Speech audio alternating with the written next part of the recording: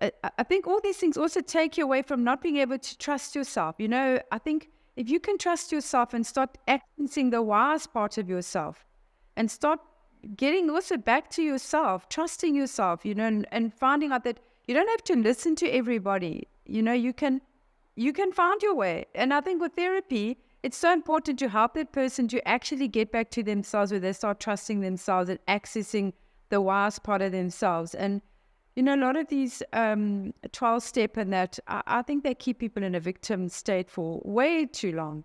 Welcome to another episode of the Microdose Podcast. This week, I speak to Robyn Wolff. I'm your host, Gareth Catesy. This week's guest has more than 30 years of experience as a trauma counselor, mindfulness practitioner, as well as life coach.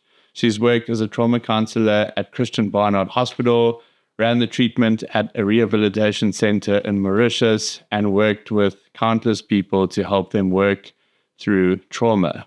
We dive into some pretty deep ideas around what trauma actually is, how it shows up in the body, how holistic practices can help you work through trauma, how people identify with trauma and become lifelong victims, how addiction plays its role in trauma, and the newfound studies and people working with psychedelics to help people heal and work through trauma. It's a powerful and eye-opening conversation of how we all go through trauma in one way or another, and how there is light at the end of the tunnel, and we can move and go beyond trauma. I hope you enjoy this week's episode. Thank you. This is the Microdose Podcast, where we break down how to level up your mood, enhance your creativity, better your performance, and overall life using microdosing, psychedelics, and holistic hacks. Whether you're curious about psychedelics, want to optimize your performance, or are just looking for new ways to elevate your day, this is where your weekly dose of inspiration starts. Hi, Robyn. Welcome to the Microdose Podcast. It's a pleasure to have you on here. This is a show where we invite all different practitioners, therapists that are healing people in either conventional or unconventional modalities around the world. So we really on an explorative journey of how people can heal from a holistic perspective. So yeah, I'd just like to welcome you to the show, and maybe you can just give us your full name and a bit of a background of yourself. Okay, hello Gary. Thank you for having me. My name is Robyn Wolff. So I started my journey when I was about 28, and I started to work at Lifeline, and I used to man the telephones. And then the more I sat and listening to people's problems, I realized I had no insight, no awareness, no knowledge, and I realized how complex people are with their life. So that's when I started to study. I studied part-time and only wrote my board when I was 43. I registered as a trauma counselor. And then when I was doing my supervision, my supervisor told me that I should become an expert in something. And at the time, I was working in my internship with street people in Point Road in Durban, which obviously were the street workers and a lot of addiction. And then I realized and I saw the traumatized people and addiction and pain. And then, so that made me realize that trauma was my thing. And then I went and did a postgrad in mindfulness at Stellenbosch Faculty of Family Medicine, because I felt that it was something that would help people around trauma. So I've had a long journey. I've worked in a rehab center overseas. I was head of treatment in Mauritius for 2 years. So I've worked a lot on addiction. And so I brought addiction and trauma together, and I've been doing this for the last 30 years. And then I follow a lot of very revered people in the trauma field, like Gabor Mate, Sam Harris, yes, neuroscientists, and Andrew Huberman. And I saw how psychedelics also wove themselves into trauma. So then I went and studied MDMA-assisted therapy and integrated therapy for psychedelics. So that was something that has interested me. And then I also went into gut health with the microbiome. So I've learned a lot around trauma, and I've been involved for 30 years in this, but I still have a lot to learn. So that's my background. That's amazing. That's a very full-rounded I guess, holistic perspective of looking at things like trauma. Before we because I would love to chat about your background further, and I mean, there's a lot of questions I have around that, but maybe it's worth just defining how trauma is looked at from a psychological perspective, and maybe there's just to define trauma and maybe the different views of maybe a psychological perspective versus maybe a more holistic look on trauma. So in my experience with trauma, there are all forms of trauma, from acute to chronic to prolonged trauma to collective trauma, generational trauma. But at the end of the day, Yes. here we live our traumas in our bodies, because the body is actually the unconscious mind. So trauma is not really what's happening outside of us, it's what happens inside of us and how it affects people. So, I mean, I believe that we are such complicated organisms, such sophisticated, our brains and bodies, that, I don't believe you can work with trauma on just a psychological aspect, because it affects us in so many ways. So my idea of trauma is really how trauma affects us in our lives as we show up in adjusting to life, and how we show up in relationships and physical health. So, and that's how I've seen trauma through the years. There's no exact definition of it besides that how it affects us as people in showing up in some people, develop PTSD and they never come right. They get dissociated and develop like hectic personality disorders. Yeah. And I think there's even a crazy statistic in the US where it's something like 1 out of 12 people are experiencing symptoms of PTSD every year. Like it's the numbers go, and I think it's something crazy like 3.6% on a global front of PTSD.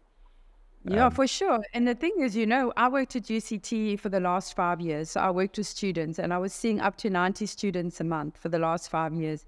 And I saw the statistics of after COVID and how what was coming up with students, and ADHD was up there, anxiety up there, and even ADHD is a trauma response. So I believe most things that show up in people, whether it's anxiety, depression, ADHD, there's a underlying something that happened to somebody somewhere in their life. Yeah. And it manifests as that. And it is growing all the time. Yeah, I think even COVID kind of allowed an opportunity for PTSD to be a bit more at the forefront of a global conversation, because I think so many people experienced that's what I was trying to get to with the definition. It's almost like something so disruptive happens that a part of you kind of gets separated from yourself. So maybe we can just talk about the kinds of trauma and how it ranges in expression, from maybe like your capital T trauma, which is like violence and abuse, versus like the lowercase t, which is maybe something a bit more subtle that I think people can often overlook, as it's not as hectic as something.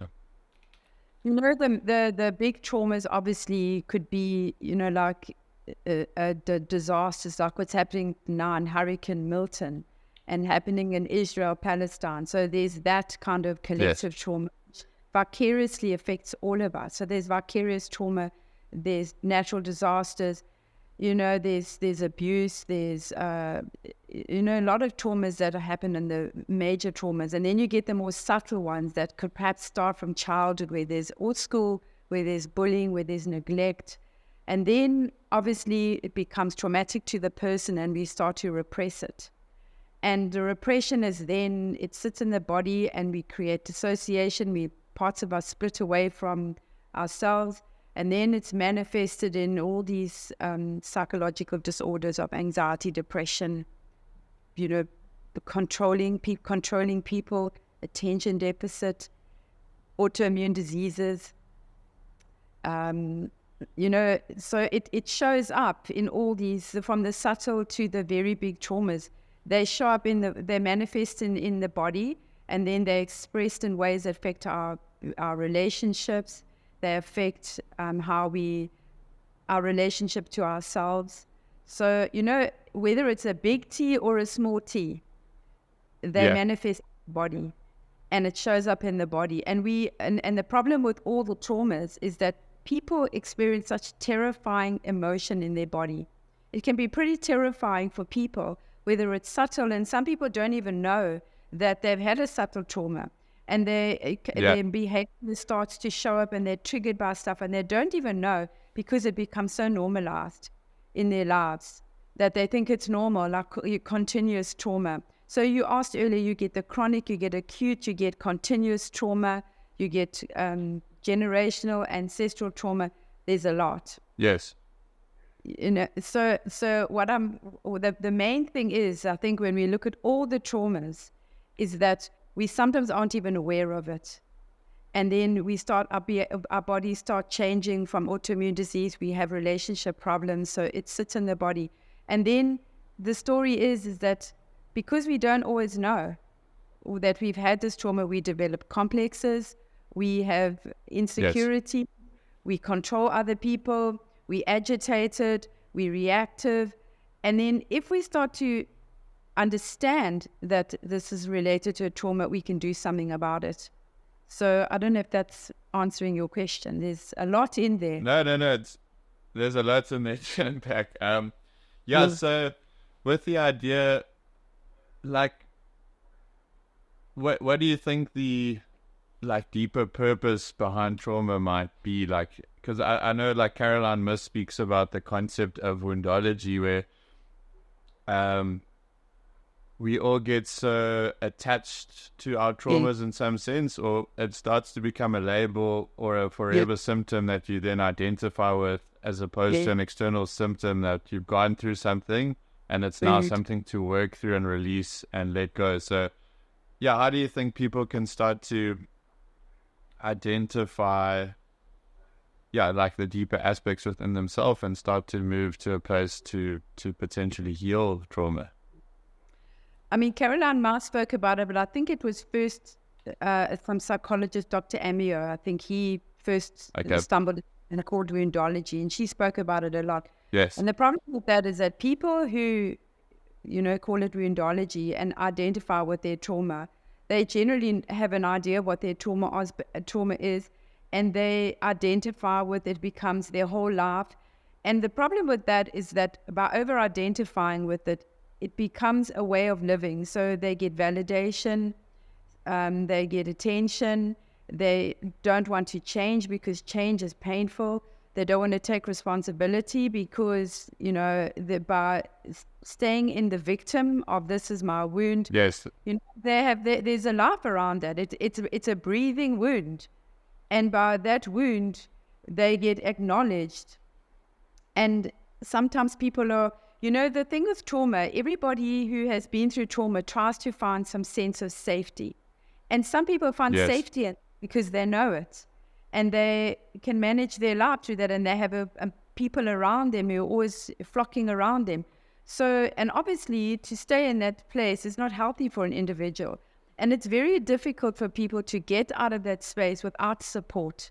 I have seen with all the trauma that I've seen, and I've seen a lot of people who like to stay in that space, they get addicted to it. That it's very difficult until there's almost a mirror there, and they can see what they're doing. But a lot of people don't have insight even to the fact that they are addicted and attached to the pain, and it's become a normal way of living. So, and it takes a lot of courage for people to sit in that and look at it and be curious about where they are. And without support and without professional help, it's very difficult for people to move beyond that. So it's not always easy. Some people live their life like that, and then what happens is they get into addictions, into substance abuse, because it's a painful place. Having any wound equals pain. Any wound equals pain. And people get addicted to pain, obviously, because there's endorphins, there's a whole lot going on with pain. So it's very complicated. People are very complex. So, that is how people...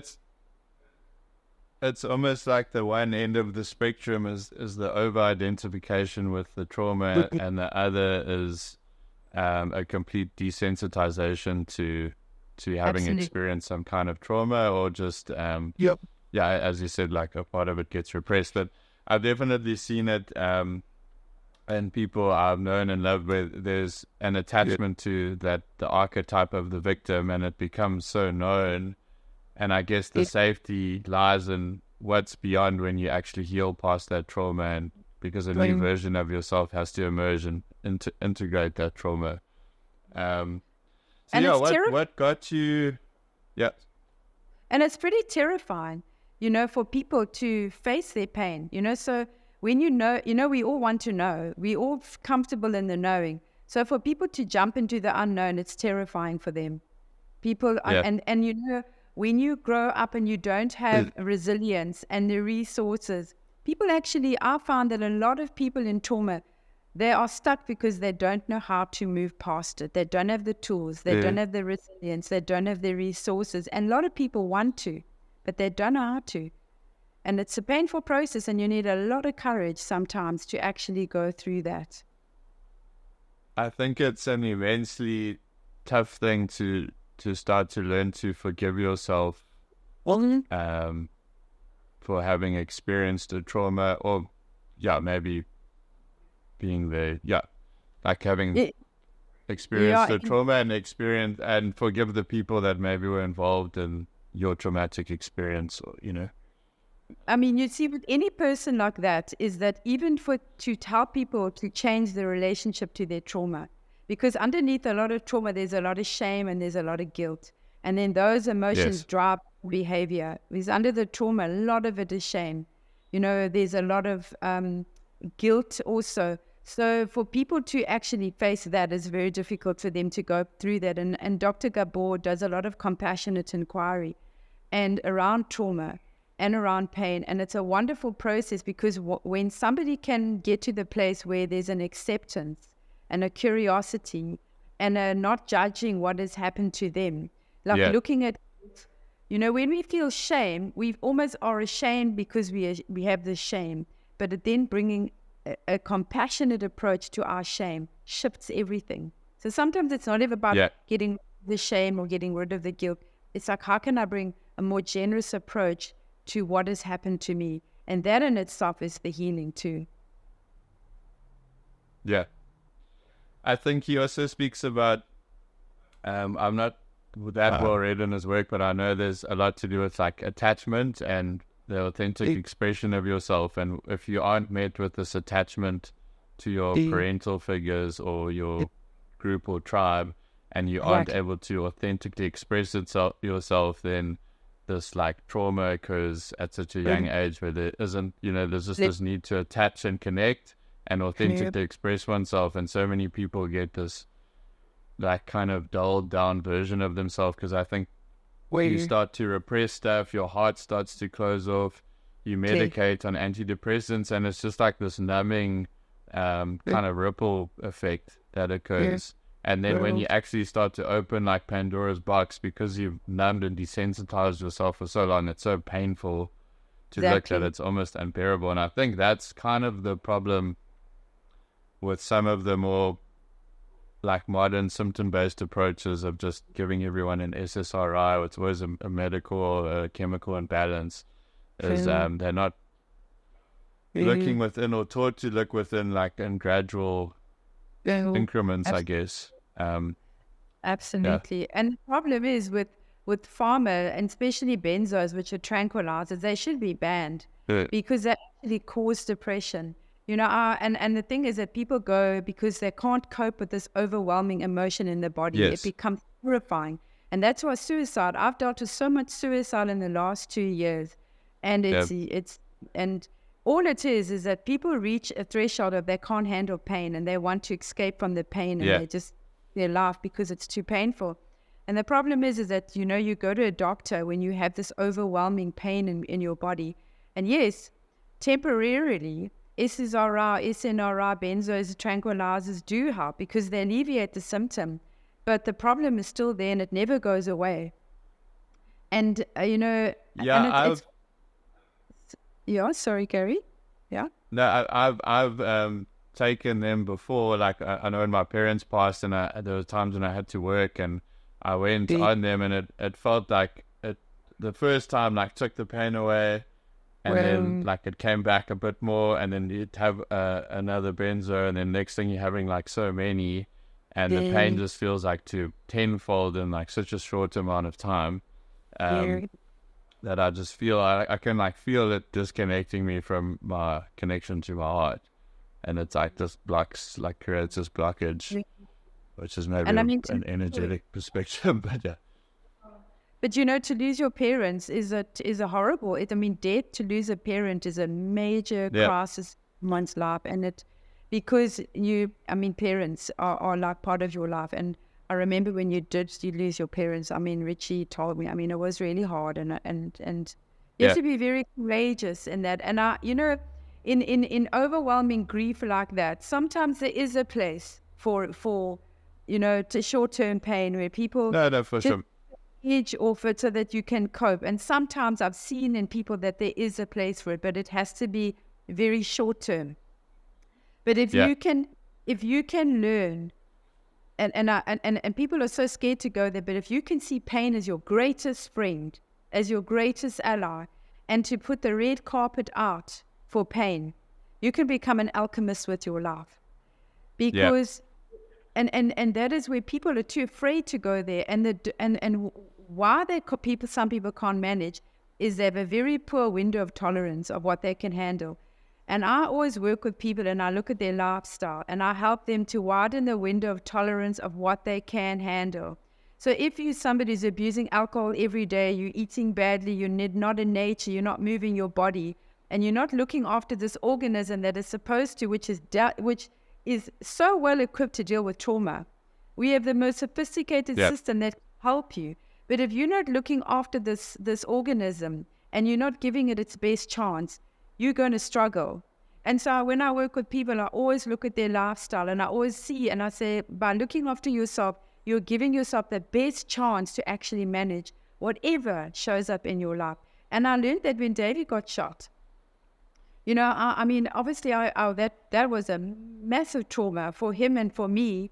And I saw how, when you look after your body, how your body looks after you. And Davey's trauma was off the charts. And I saw how him in his life, how he's worked with him, he's in unbelievable pain.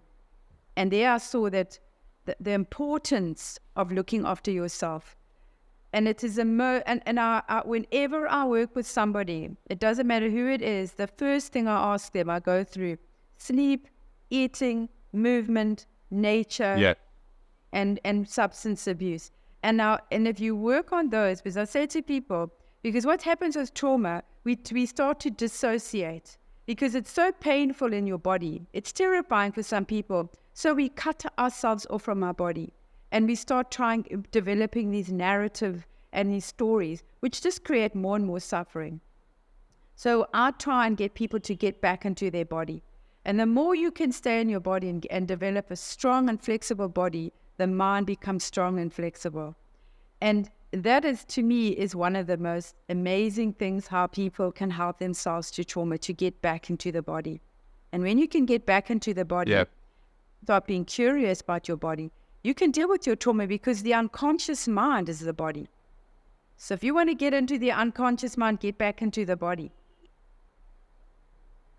Yeah, that's powerful. I just want to go back to Davey, because if you don't know us, you won't know his story. And just to kind of provide some context to when you said when Davey got shot, I don't know if you can just expand briefly on what happened. Okay. And all right. So, if I've just ever... a brief one, we don't have... If ever I was thrown into trauma, that was it. Davey he was an adventurer. He was a very passionate person about many things. And he was on a trip in the Amazon, and he was 3 months into his trip. In the middle of the trip, he got shot in the carotid artery, the windpipe, through the lungs, into the heart, into the legs. And it's an incredible story how he survived for 2 days with all those injuries and survived. And he still got shrapnel in his heart. So, that's and being passed down from tribe to tribe in the Amazon, and it's an incredible story. It is a most amazing story. And even to this day, and he did a TED talk afterwards, and it was one of the most powerful things that I always also tell people is that in his TED talk, he said the power of acceptance. When you can accept where you are today, whether you've been abused, whether you've had sexual assault, whether you've been shot, whether you've had lost parents, whether, you've had a raw deal in this life, the power of acceptance is so powerful, because from there's a surrendering to what is, and then you can start working with yourself. If you're full of regret, full of bitterness, full of whatever, going into the past creates depression. First of all, you will become depressed if you go into your past. If you can look at what is here today, and that's also where I learned when I went to medical school and studied mindfulness, the power of that, the power of how does all of this in my life show up today, and how can I skillfully manage myself today, accepting everything in your life. Because if you change your relationship to what has happened in the past, you change your relationship to how it will show up today. And it also then gives you more empowered, you become more empowered to be able to manage yourself going forward. And so I saw that with Davey. I mean, I learned so much from him, and he obviously, he read a lot, he was very knowledgeable, and how he managed himself through that was all about mental acumen, physical health, a good attitude, and empowered as a person. And Socrates said, to know thyself and to a life that is worth living, one has to actually become conscious of who you are. And that in itself is powerful when you're trying to deal with some trauma. No, to unpack the acceptance one, because I think there's a reluctance to. It's almost like a paradox. Like you have to accept things to change things, but if you try to change them, like I don't know how to put it. There's something there to that, but but just to go back,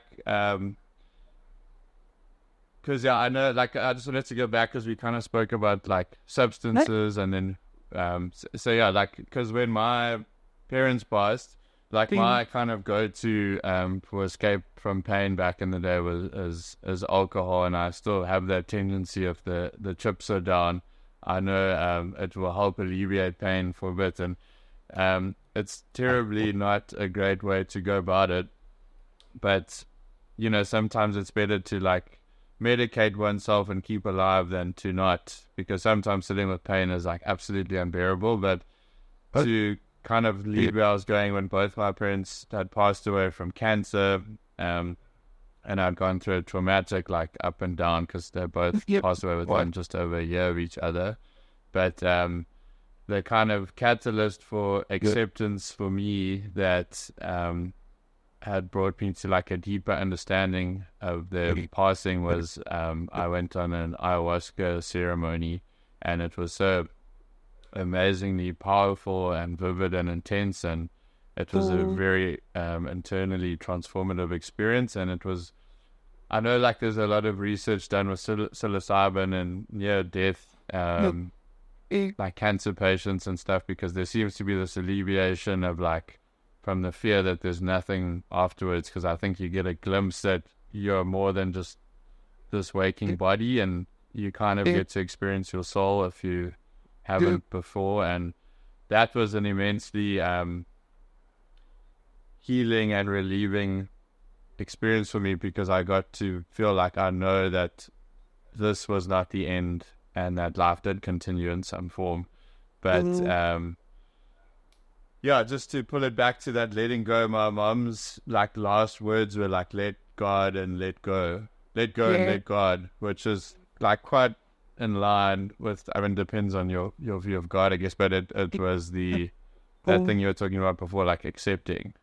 And it's like this let go and surrender to experience. So what kind of brought you into a mindful approach and studying mindfulness after studying all these other modalities? Do you know, I the reason why I studied it is because I was had a bit of anxiety. I'd never had anxiety in my life. And all of a sudden, I started to feel very anxious. And when people used to say they get anxious, I couldn't understand it. And I didn't have any idea until I developed some kind of anxiety. It just came out of the blue. And it was like this dread. I had this dread all the time. And then I was looking all over the show how to, help myself. And then I stumbled upon mindfulness. And then I did a course through Bangor University in Wales on mindfulness. And so that gave me an introduction. And then obviously I then found out that they were offering it at Stellenbosch Family Medical Faculty of Family Medicine. So I went and I studied it for 2 years. And it took me a long time to grasp it. I must tell you what, I probably wasn't a good student, but it took me a long time to even, you think 2 years studying mindfulness, but it's a practice of it, it's a practice. And when I started to practice it, it helped me a lot. And I think because of my anxiety and how I was living with this anxiety and how I had to find a way to manage myself. And mindfulness taught me, because mindfulness was the most wonderful tool of how to manage yourself and how to regulate your central nervous system and how to bring presence into your life and how also to not spend all your time, because I think anxiety is driven by this intrusive thinking, this story that plays over and over and over again, and it takes you down these rabbit holes, and the suffering just creates so much, because pain happens in life, but suffering becomes an option.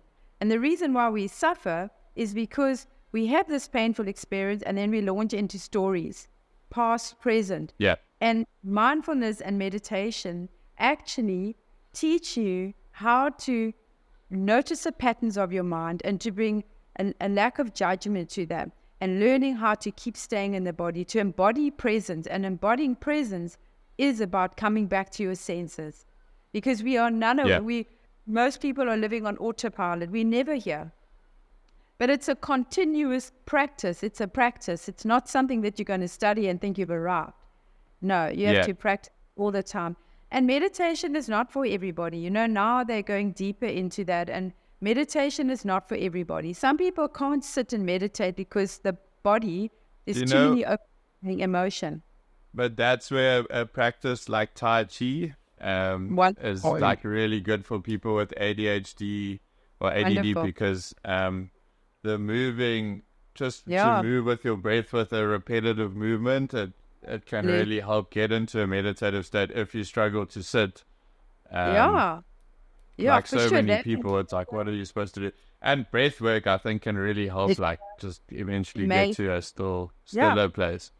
Because all those practices help you to downregulate your nervous system, because we have a hyperaroused nervous system. So when you're moving the body, you're getting into parasympathetic state. So by doing that, you're slowing the breath down in all these practices, and you're getting out of this sympathetic state that we're in, which is in pushing adrenaline and cortisol, and you're getting into parasympathetic state, which is where the body is resting and repairing. So those practices are imperative. Moving the body is imperative. You can't, even at UCT, when I used to see a student, I'd always ask them, do you go outside? Most people are so sedentary. They never move their body. And that in itself is traumatic for the body. People don't understand that trauma is not only these events. What you put in your body, what you do to your body creates trauma to the body. You can have sugar causes trauma to the body. Alcohol causes trauma to the body, because ADHD is a trauma response. Too much sugar, not enough movement, the body becomes traumatized. And when I see people, a lot of people come to me and they shake, and I know that there's trauma in that person's body. So, and it could be they drink too much alcohol, smoke too much weed. These things traumatize the body, and then that is also to the body. And then you also you were suggesting about psilocybin. I became interested in it because I've never touched alcohol. Sorry, yeah. I just want to touch on like the cortisol in the body before we go into the psilocybin thing. So Yeah, because I just want to unpack more about trauma being like maybe contained within the body. Like I know like the body and like you were saying, like the sympathetic nervous system and stuff, like when you experience stress and cortisol and adrenaline, like whether it's perceived stress or real, your body reacts in the same way. And like there's different stresses, there's food stresses, environmental, electromagnetic frequencies. Yeah. There's all these multiple stresses that we almost are all constantly under a stress epidemic, never mind like the psychological stress. And then the other one that of like a mindfulness practice that's constantly like maybe the main catalyst for the intrusive repetitive thoughts is this external stimulus that's your phone, where you constantly are aware of everyone's problems or successes or your downfalls by comparison. So yeah, I just wanted to chat more about ways that trauma can possibly be stored in the body, and maybe ways that are interesting that to release it, or because people might have, like I know like Louise Hay's one who speaks about that when people have like these specific repetitive negative thoughts, they can then manifest in different areas of the body as diseases or symptoms, and a lot of it might be like either an immense amount of guilt or anger or rage or shame, like these traumatic reactions to like a past incident. But yeah, what's your views on it being stored in the body? Maybe despite the food angle, maybe just how's like trauma stored in the body from something you've experienced? That might be like a mind-body therapy. I think definitely it becomes somatic. Most trauma becomes somatic in the body. That's the word. Okay, and so the thing is with trauma, where do you experience trauma? Where do you feel it? You feel it in your body. This is where we experience the whole of life in our body. And if we understand that we have defense mechanisms, whether it's suppression, denial, repression, projection, intellectualization, whatever it is, we try and keep this down because it's scary to come up. So because it is kept in the body, it's stored in the tissue, it's stored in the endocrine system, it's literally stored in your back, in your gut, in your brain. Your brain changes, your amygdala, your hippocampus, all of what is happening in life you experience in your body. And when you suppress it, it hides in the body. And that's why when we get triggered, we feel this kind of almost like you could feel like a rage. And then you think, what is that? But it could be rage in the body. And sometimes we don't even know what is stored in the body, because a lot of stuff happens in vitro, happens from ancestral stuff, and it sits in the body. So I think all trauma is held in the body somewhere, and it comes up in different ways. And I think we are so unconscious and unaware of what is happening to us. But if we become more curious and understand that if the unconscious mind is in the body, which I believe it is, it is in the body, because that's where it sits. If we could become curious about what we experience, we can then we can actually become we can become victorious over how to manage our trauma. Because yes, the body keeps it warm. It is in the body. It is felt in the body. And if we can understand that, and if we can get back into our bodies, and feel safe again, because it's your home. When you can start feeling safe in your body with all of this feeling, you can change your life and help to, whether it's, I don't think we can ever fix, but I think we can heal. I don't think healing is a destination either. And there's no quick fix. It's about working with what is showing up today. Is that helpful? No, very helpful. Yeah, I agree with you on the quick fix thing, because I think when I was younger, I was constantly seeking this, like you said before, like if you look too far in your past, you'll become depressed. And I think like in order to be present and mindful, like you have to look in the past and undo and look at like the limiting beliefs or instances or traumatic experiences, or maybe where your values are misaligned, and do a bit of work in the past to be in the present. But for a long time I was looking for this ultimate quick fix, that it was going to be when I finally remember this tiny little memory as a 6-year-old, like I'll be magically healed, or when I have this psychedelic experience it will lead to like this amazing insight. And we can speak about the psychedelic assisted therapy stuff now. And I've just but tying back into the body, my 2 experiences that really showed me that there is like an energetic resonance to trauma that can be stored in the body is, an ayahuasca ceremony is a hell of a thing to experience, and I don't know if it's for everyone, but the common theme of the experience is at some point there's a purge, and it's an energetic purge, and it feels very like you're puking your entire body out at the time, and then when you look the next morning it's this tiny little substance. And people in their entheogenic state maybe experience something that feels like negative energy being expelled, and I've felt like I've experienced that, and I've witnessed it, and I've read about it and seen other people encounter where you're almost purging that traumatic experience from the body. And that's also why people do Cambo and stuff. There's like this energetic purge. But it's quite interesting that it might even have like some kind of physical component that's like released, which might be like that's quite an out there view of it. But I think we all know on some level that like you can feel when something doesn't sit right in your stomach, or your heart's broken. We kind of intuitively know that there's something traumatic withheld within the body, but as you said before, it's that disconnect from the body that's kind of blocking that experience from releasing and being worked through. Yeah, and first of all, when you say you need to go into your past, I think it's very important, and I think that the going into the past, the important thing about that is changing your relationship to the past, of one of acceptance, one of compassion, one of forgiveness. We could go into our past and we can still have the anger towards our parents or the anger to that person. But if you change your relationship to your past, it's because if you don't go into that, you just carry on repressing and suppressing and denying. And that just continues the whole trauma.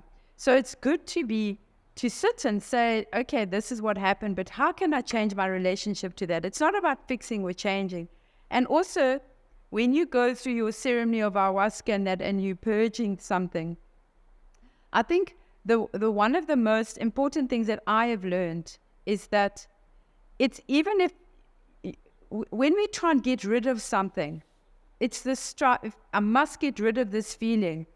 That in itself is so difficult, because sometimes you can't get rid of it, and it's this continuous trying to get rid of it is what also continues the trauma. So it's like, okay, there's anger here, there's sadness here, there's loss here. How can I put the red carpet out for it? Because the continually striving to change, to fix, to improve, to get better, in the Buddhist tradition, striving is actually what keeps us suffering. It's that striving to change this, what's happening.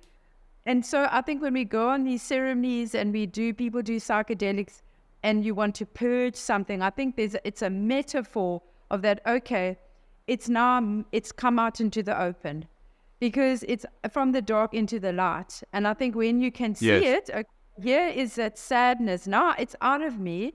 It's like people journal, because when you get something out of you, it's in front of you. Now you can do something about it. And I think it's a metaphor of the purging, is that it's from the dark into the light.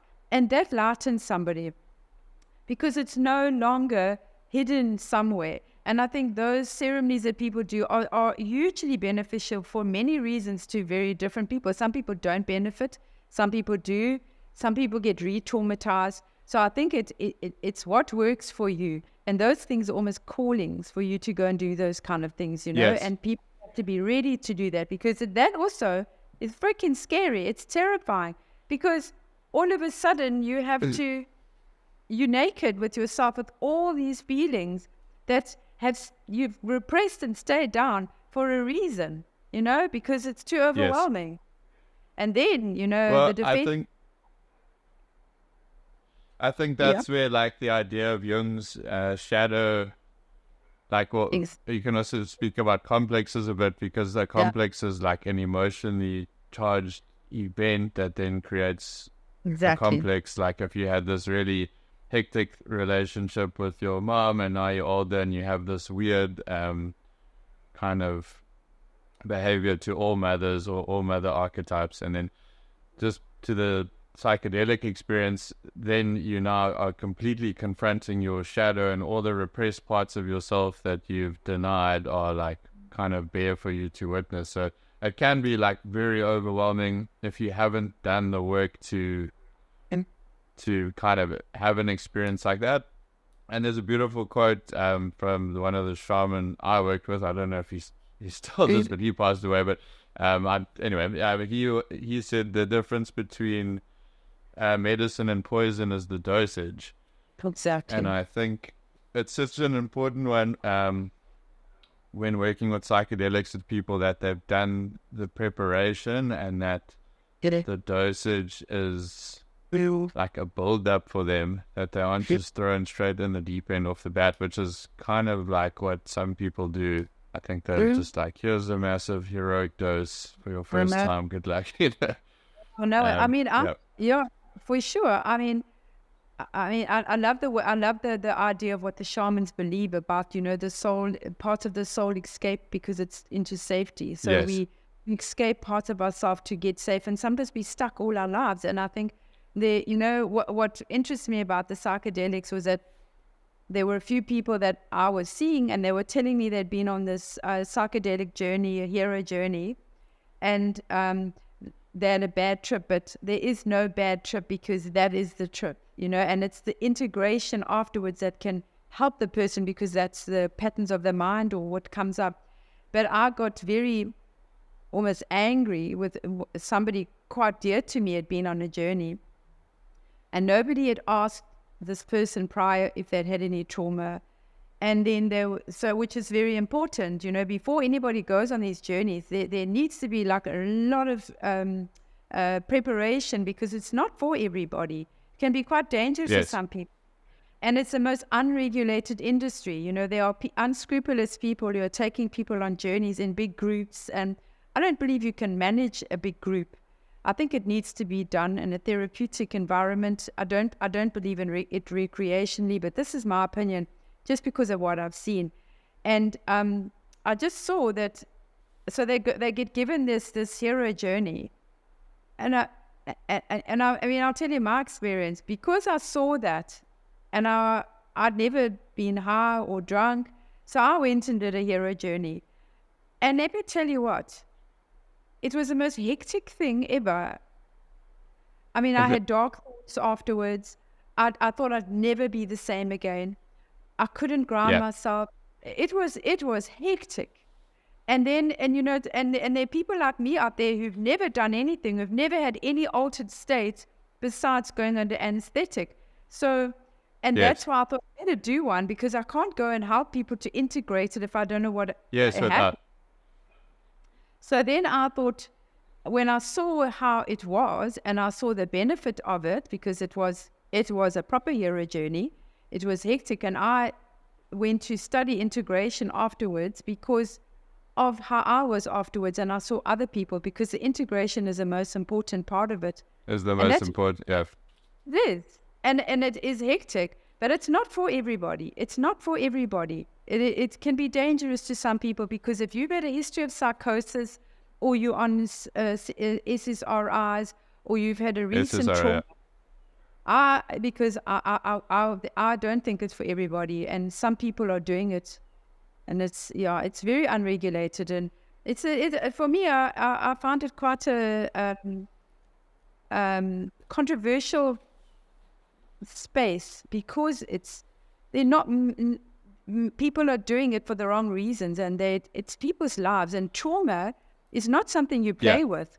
Trauma is not to be played with, Yeah, I think because there's obviously like a growing emergence, and there's terms like the psychedelic renaissance and all these things that come into play. And there's obviously all this fascination from like Netflix documentaries to like, what's her name? Right, it's almost She like Gwyneth Paltrow talking about psilocybin on Goop and stuff. And it's they glamorous. are like very, very intense, powerful substances. But that's where something like maybe microdosing might be better for a novice. And I always think it's good to work someone up to a heroic dose as opposed to, because everyone reacts to mushrooms differently. But let's just, if we speak about psilocybin, and for some people, like 1 or 2 grams might be this complete shamanic experience, and a 5-gram dose might be way too much to actually process or integrate anything. And to have the most ego dissolving experience isn't always the most healing, although for some people it might be what's needed. But I know Terence McKenna's always, one of his quotes is psychedelics can be so kind to the novice and so unforgiving to the veteran, because I think the more you experience with them, the more you realize like there's kind of no bounds to the depth of them. It's really like on the dose that you are possibly taking.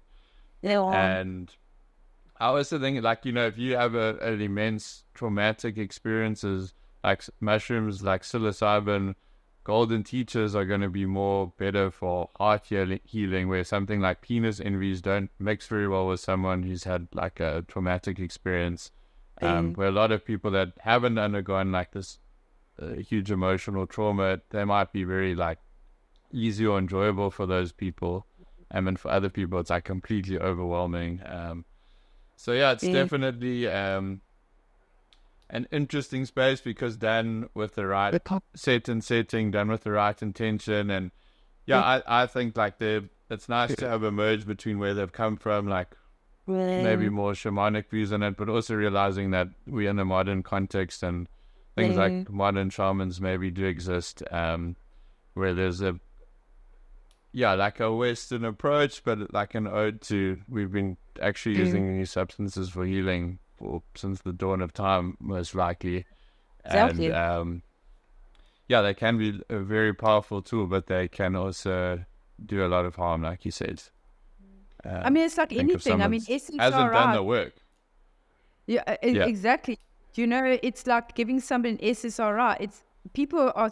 I mean, if you think about it, when I've told people about psychedelics and they're heavy into substance abuse, like really when it's destroying their life, and I say to them, maybe you should think about that, because it helps with people with addiction, but they're more scared of the psilocybin. And I said, if you look at drugs, and there's a graph. When I studied, they gave us a graph of the most harmful drug to oneself and to others is alcohol.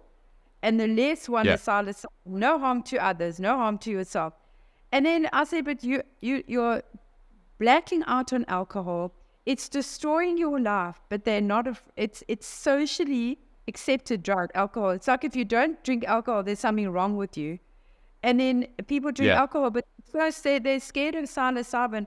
If somebody's deep into addiction, I would definitely encourage somebody to do psilocybin journey and to stop with the addiction, because it's very powerful in that space. And people with stuck depression, that's PTSD. I think that's a super interesting one, because I've been to 12-step groups before for alcoholism and stuff, but I've disagreed with certain things, like admitting powerlessness, and there's also you can never use a substance ever again. And the guy who wrote the actual 12-step program, I can't think of his name, it's like Bill W. something. It was inspired, the whole book was inspired by a masculine experience. He had a psychedelic experience that inspired the idea for the higher power and working through resentment and all these 12 steps, and he wanted to have it in a clause that psychedelics or entheogens were excluded because they allowed someone to look within as opposed to escape from their current situation. And by the time it had gotten, like, the board disagreed, and I think that was in the 50s or 40s or something, but it should seriously be relooked at, and I'm sure it is in many places, because I even know, like, Timothy Leary, like in the 60s, they had like such massive results from working with alcoholism with LSD and treatment like that. So I think, but again, it comes to that certain setting, because at the same time, if you party, you know, the psilocybin and the alcohol can pair quite nicely together as well. But it's it's dangerous. It's dangerous to the brain. It is. But that's many people's first experience is in a party. Like, I know.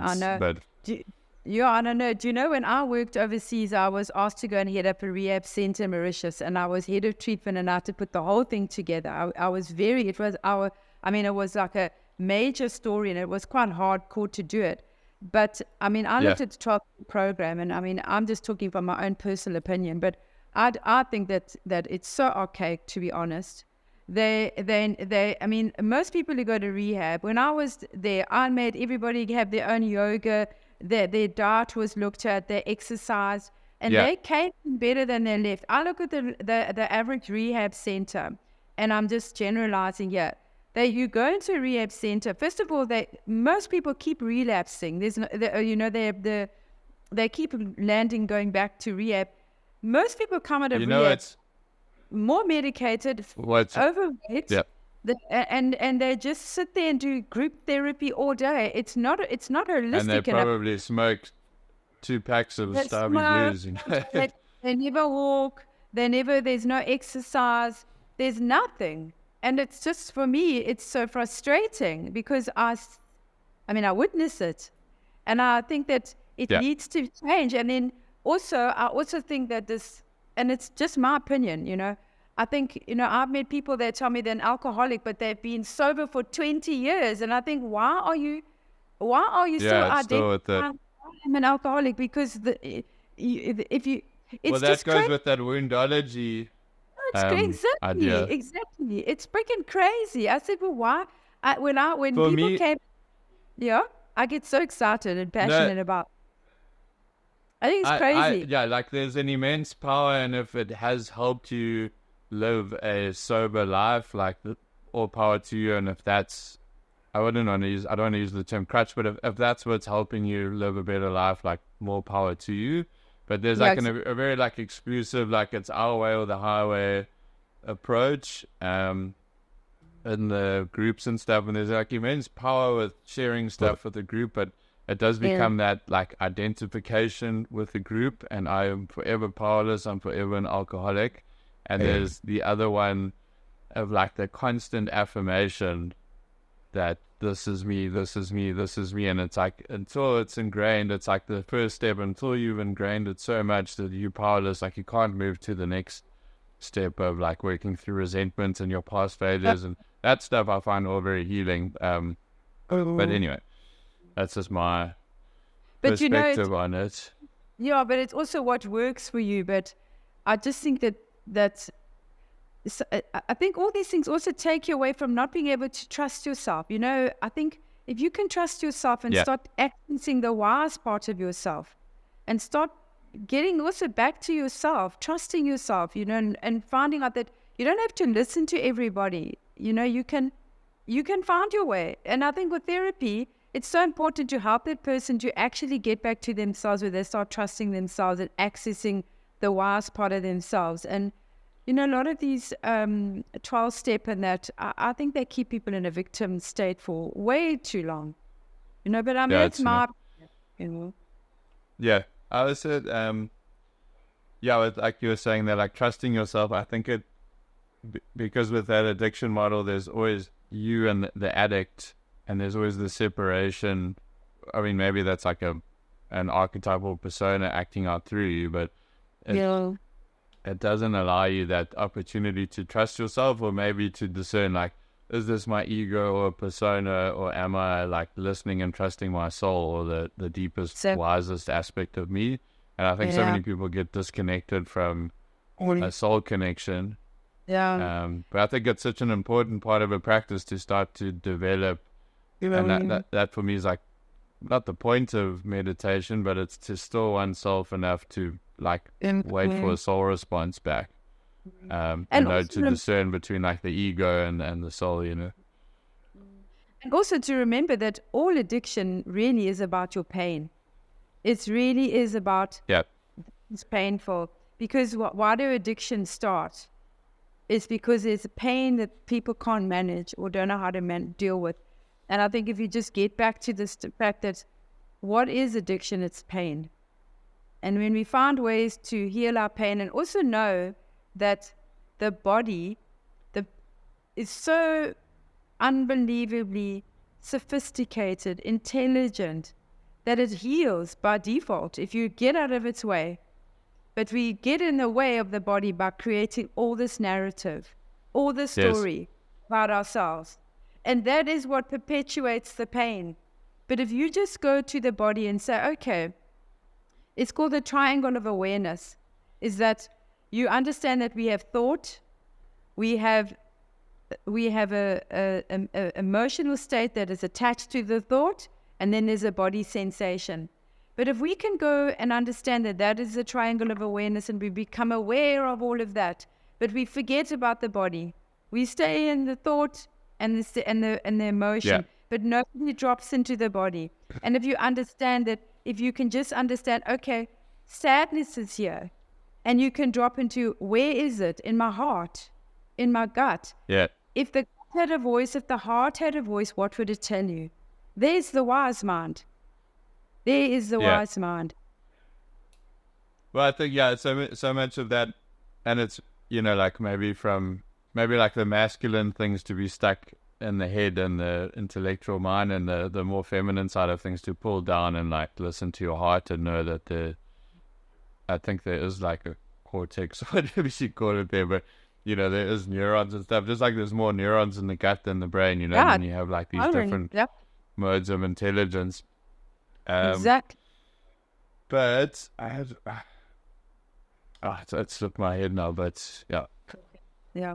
But I mean, it's interesting, and Gary, if you look at the research on trauma, and I think the where there's a lot of power and a lot of research and a lot of interest is in the gut microbiome, and I think it also what people hit.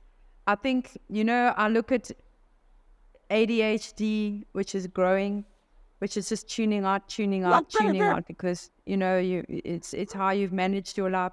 You mentioned earlier about our cell phones. They're designed to distract. They are taking us away. It's becoming an addiction.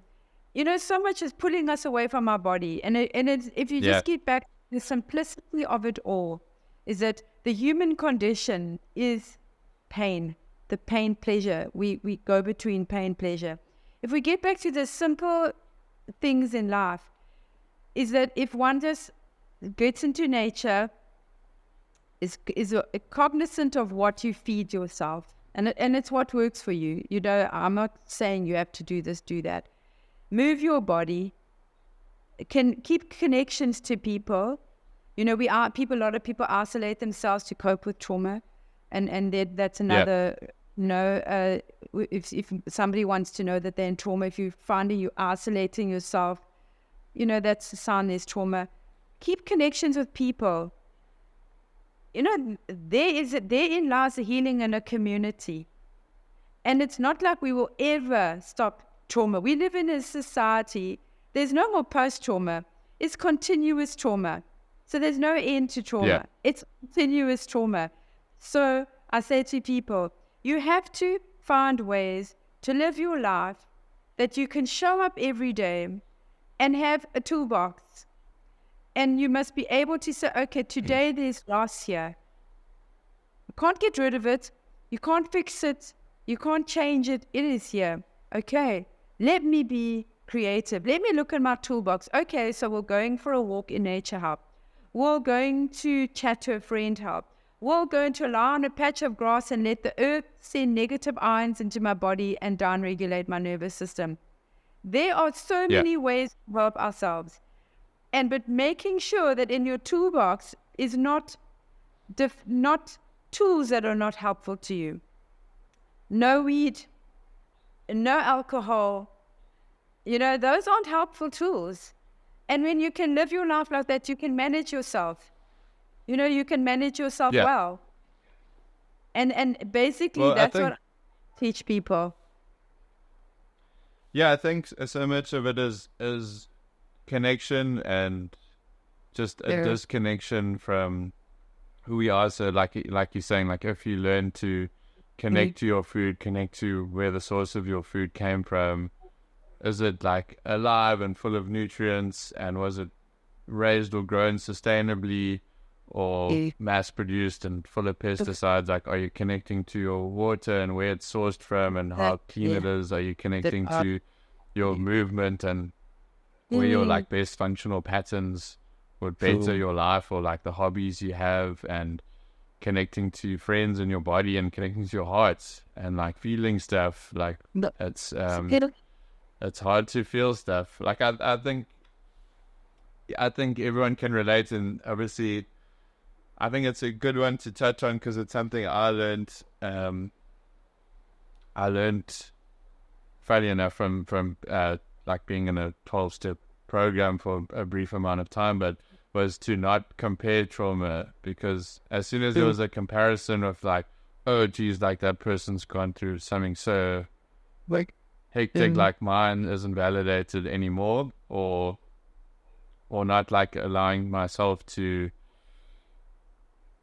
I guess, be empathetic to their form of trauma, or feel like mine was validated and needed to be heard as well. So that like just allowed me to like actually listen and connect on a deep level with someone of what they've experienced and what I've experienced. But in a way where it wasn't like comparing, or I guess like a trauma contest. I'm like, well, is it I think we've all like met someone like that where they're always like up you on what they've experienced. Yeah, no. But remember, that's also a trauma response, eh? That is in itself a response. It could be the person, that's how they get validation, that's how they've lived their life, that's how they've got attention, that they've had connection to people. So we have to, for me, when I look at people, I always know that people have a story. And all of us have got trauma in some way. And obviously, comparison is a thief of joy. Doesn't matter what you compare, and it is never what it appears. And the difficult thing with trauma is because you can't see it. If you had to go and your arm was broken, you'd get a lot of people who would resonate with you, would give you that empathy.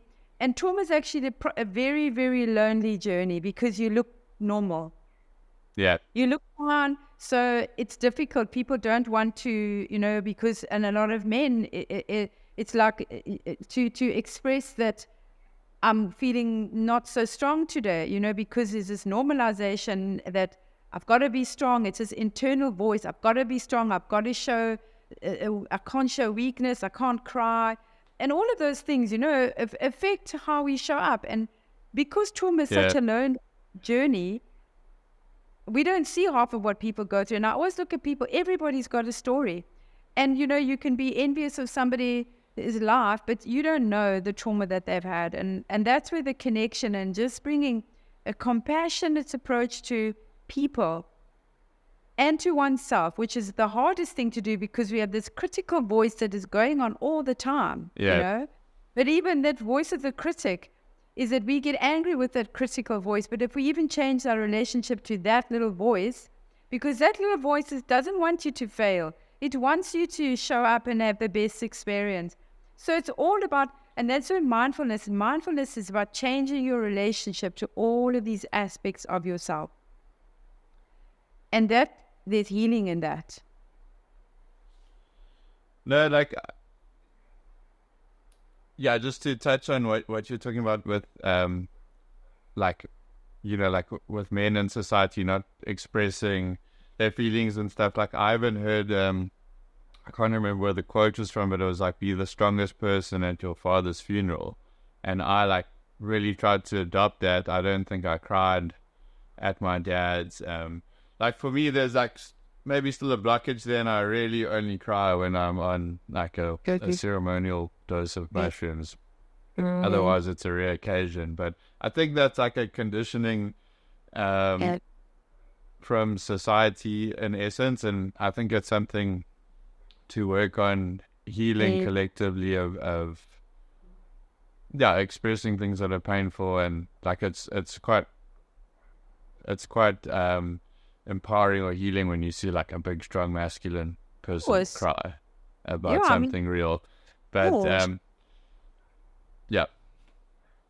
So I think and then to touch on the victim side of things, because I mean I know that like the idea of archetypes isn't new, but Paul Chek speaks about that there's like 4 major ones that we like all kind of experience at some point. It's like we experience the archetype of the child, where we expect everyone to do something for us, and there's like a sense of innocence and play and like a kind of carefree attitude towards the world. And then kind of the next one's like the archetype of the victim, where like you've kind of been exposed to how hectic the world is, or something's happened in your life that's now pulled you into a state of victimhood. And then you start to pull into the archetype of the warrior, where you start to face courageously like all the things the world has to offer. And then the archetype of like the sage at the end, where you wise and hopefully like teach that back. So I think too many people, from my perspective, in like a modern day situation, are just stuck in the archetype of the child and the victim. And there's not everyone, but interestingly, so if you think about it, I think we all vacillate between all of them. I mean, sometimes we victims, sometimes we be the child, sometimes we the warrior, sometimes we the sage. I think and I think when you have insight into yourself, then you realize that you don't get stuck in one. And that's where the insight and awareness is so important to acknowledge, sure, I'm stuck in victim here mode today. I am being the child today, because I think we show up in all those all time. And I think that's is where we conscious of ourselves. Sure, I'm stuck in this victim place, because I can tell you I've showed up in all of those aspects, I mean, even with all the skills, I mean, flipping out, I've like really showed up badly in my life before, and I'm skillful as a person, but the power is in noticing afterwards, sure, there I was, the child, sure, there I was the victim, and there's the growth. And therein lies the growth, because I think that we are all on this journey, we are all victims too much, we all want to go back to the child, because what, do we want to take responsibility? No, sometimes we don't. Sometimes we want to be rescued. This is the human condition. But the more you're mindful, the more mindfulness you bring to your existence as a person, the more you can be well adjusted, the more you can function better in this world. And then when trauma does come, when loss knocks at your door, Rumi wrote that beautiful poem called The Guest House. I don't know if you've read it. Yes, it's beautiful. Yeah. I mean, how true. Every day there's a knock at the door, a malice, a shame, a greed, a joy. Open the door, welcome them all, because some of them are sweeping your house clear for better things. So that is it. If you can show up today and say, okay, sure, greed is here, envy is here, sadness is here, loss is here. What do you come to show me? What are you sweeping clear for me? And I can tell you that in my life, and I've lived my life. I've hashed a lot. I've been through a lot of trauma, and I look at it all, and I think if it wasn't for that terrible choice I made, or terrible thing that I did, I wouldn't be where I was today, and I would not be able to sit at the table with other people who's suffering. And because I've done that, I can sit at the table with the most broken person and be comfortable. And I'm grateful. I'm grateful for all of it. And therein also lies gratitude. Sometimes we look at our lives and I wish it was like that. I would have done that. I should have done that. If you could bring gratitude to your experience as a person. But at the end of the day, we're here to serve others. We're here to help one another. And then also the vulnerability of when there's a man who's a vulnerable man, when you can become vulnerable, that is the seat of creativity. That is the seat of growth. That is the seat of it all, to be vulnerable. Yeah. And when you're vulnerable, you give everybody else permission to be a human. And for me, I would rather sit with people who've gone through life and they've been pruned a million times over, because they offer the most shade. And those are the people that I choose to be with. I'm not interested in people who've arrived. I like to be with people because it makes me realize, you know what? I'm as broken as you. I'm on the same journey as you. We're all trying to figure it out, you know? And I have sat with, oh my gosh, thousands of people, broken people.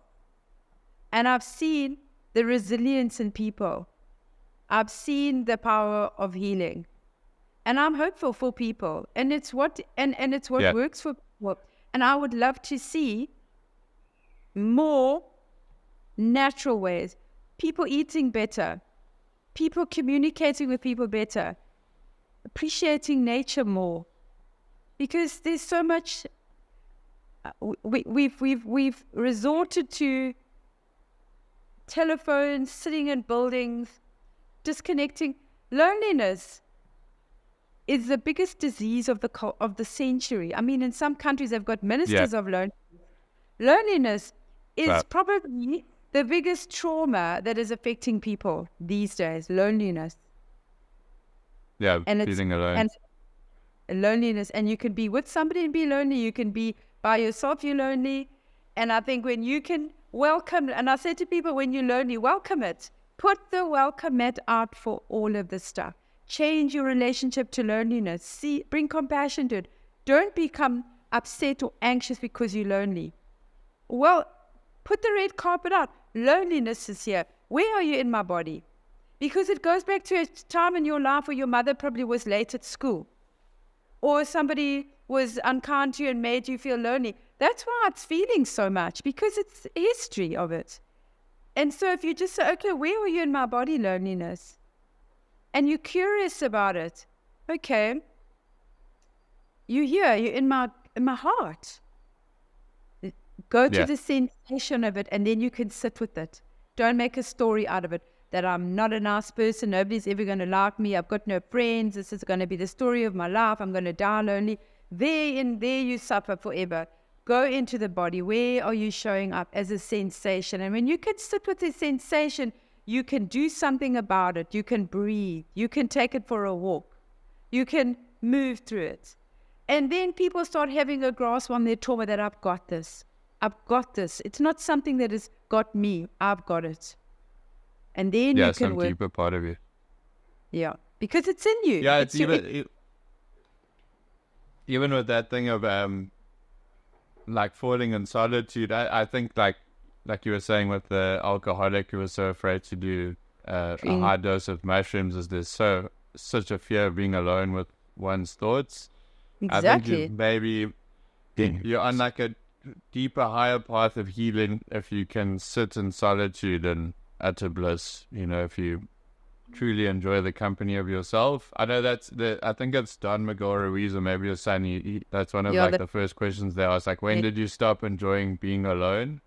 Like, when did you stop enjoying being alone, and look at that within your past, because that's probably where like your attention should lie.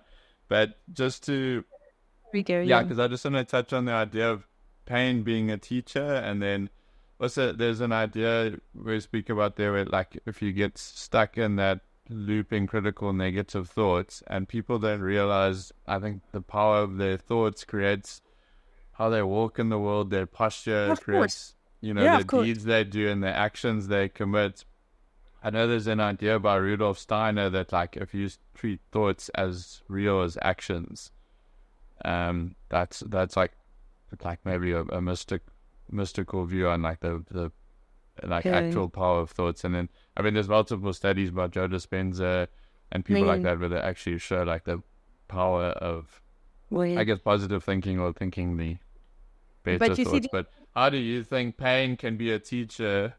Okay, because we've touched on that quite a lot now. So how has pain been a teacher for you? And just to work in that idea, you said, like, like you're grateful for this experience. It's almost like there's a divine thread. So that feels like the archetype of the sage we were speaking about. So how can pain be a teacher, and how can you start to be grateful for pain you've possibly experienced?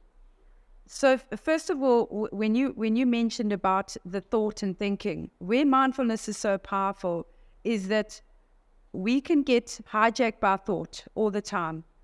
mindfulness is so powerful is that when you notice you caught in the thought of something, is to bring yourself back into the body. That's the mastery, because that's mindfulness. Every time that you catch yourself that you've been hijacked by thought, you're mindful, because the thought is what's going to take you down a rabbit hole, because you cannot trust the mind. The mind is not to be trusted most of the time because it's random. It's not to be trusted because it's always going to take you somewhere. And it's like, so when you notice, and that's where obsessive compulsive people who this over intrusive thinking, they spend their life trying to solve everything in the thinking mind. It's to notice. That's where mindfulness has been so powerful, is that when I notice that I'm going down the rabbit hole, is to bring myself back into the body. Where is it? And be curious about the body. That's the one thing. And then pain being the greatest teacher. I think pain is the only teacher, to be honest. I think there's no other teacher. And when you look at pain and you say, shivered, we came into this world in a painful experience. I mean, pain was part of what brought us into this freaking world, you know? Yeah. I mean, you come into this world, you get it's smacked. often part of leaving. Yeah, and you leave like that. So we got to change our relationship to pain and not see pain as this terrible affliction that has come to punish us. I always say pain, sit at a bus stop with it like it's a comfy friend. When you can change your relationship to pain and not see it as this, like I said, that it's here to punish and hurt us. We hurt ourselves by our own story. We choose the story. When pain is here, we got to say pain is here. Where is the pain? Because pain is a feeling. Where am I feeling the pain in my body? But the suffering comes from creating a story out of the pain. Okay, so I think that we can be alchemists with our pain. There's magic. You can make magic out of your pain. I can tell you now that I'm a highly sensitive person. Oh my gosh. If I see something going on out there, I don't even know if it's happening in my body or that person. That is how, because I've got people who are highly sensitive, overactive mirror neurons in their brain, so we get confused of where it is. So pain for me has driven me to do certain things in my life, and I'm grateful for pain. If I didn't have pain, I would probably be a pathetic little preschool teacher that I was then, you know. But pain pushed me to do other things in my life. So I look at pain and I think, pain is here. It's not bad.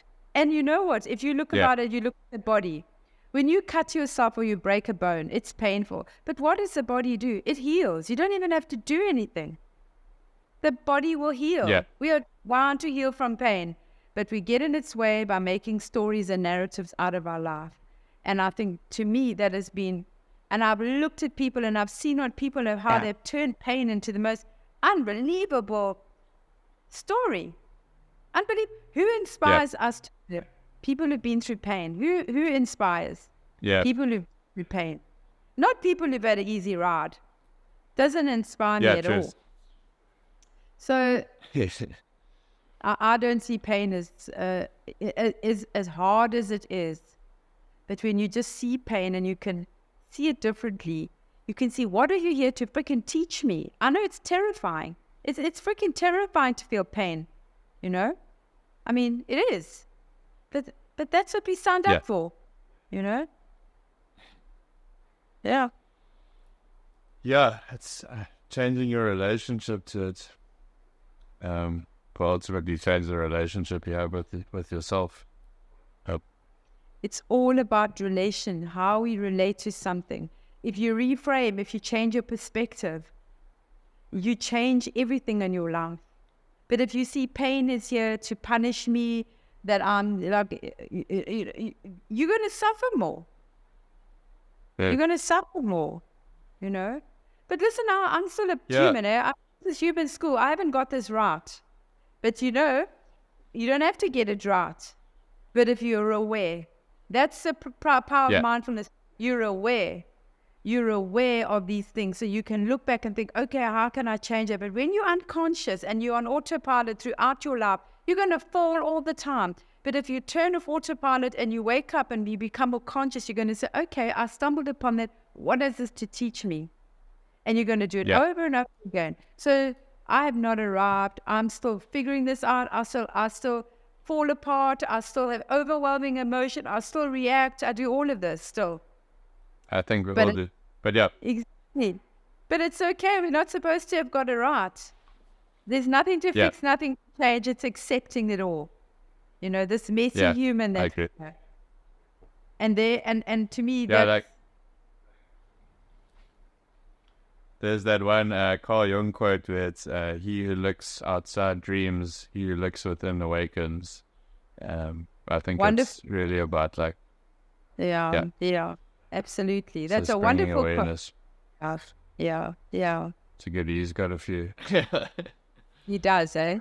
But I think that's a beautiful note to wrap up the podcast. I know you have a meeting coming up soon. Yeah. Thank you so much, Gary. Thank you so much for coming on. It's wonderful. Is there anything else you'd like to add before we wrap up? No, I think you wrapped it up. We accepted. Yeah, they accepted, but I love you so much. Okay, Gary. Thank you so much.